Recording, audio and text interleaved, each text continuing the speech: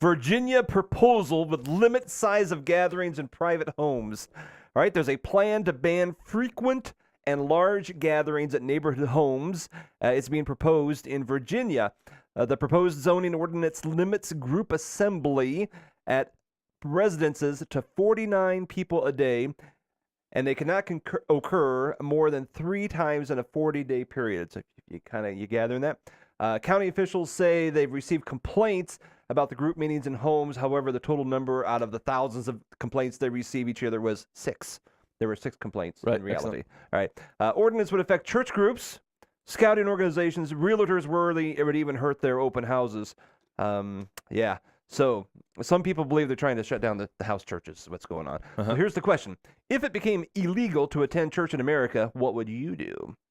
A, secretly meet with fellow believers anyway.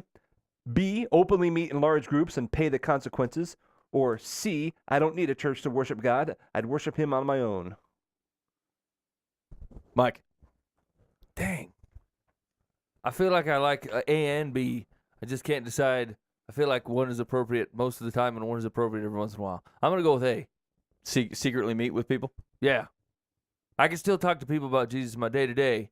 I just can't meet with a large group. Is that the deal? But you're going to do it in secret anyway, against the laws of the land. Yeah. Hey. Okay. Kind of like in China, the house church, you're gonna. You know how much I love the China House Church. Okay. All right, Buva. Yeah, I was kind of wrestling with A and B as well, and I'm gonna go with A. I think that it's against the laws of the land, but I don't care.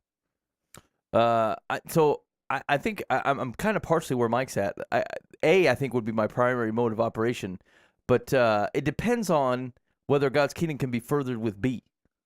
Like if there's something about the circumstances that says not if you meet just because you're being stubborn and want to say screw the man, but like a Shadrach, Meshach, and Abednego. Yeah, like if there's a justification for doing B, I'm certainly not opposed to it. C is out because I don't think God just simply didn't call us to that. I mean, I suppose there's some guy that lives up in the Himalayas that's going to have to do it on his own. Yeah. But I don't know. Is he under obligation to travel? Is that a fair cynical question? I think it is. Hit the sled, boys. I need a buddy. Yeah. One or more are gathered.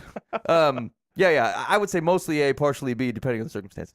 Yeah, I think you see examples of this in Scripture both ways. Depends on the circumstance and the situation. What are the consequences? I mean, I don't know. I just kind of made the question up, but I think you would see a mass exit of the church in America if it became illegal. I wonder if this is going to sound wrong, but what if there's a positive filtering process to that? Is that a wheat from the chaff moment? I think so. Yeah. I think so. I'm going to cancel gatherings. Do it in secret or don't do it at all. Now, would it be wrong to force the hand on this thing and kind of advocate for it? You know, I think we have some preachers out there pulling people's hair out that's probably forcing it. Who was one of the Roman government fellas, but like he was purposely arresting Christians and saying deny Christ or I'll kill you, knowing that like they won't do it. And then he gets to kill them, or if they do it, then they're not a threat because they won't cause an uprising because they're weak liver. It was like Pliny doing that. Pliny the Younger, or yeah, and like that's kind of what we're talking about here. You know what I'm saying? Like if you're committed to Christ, you'll be like,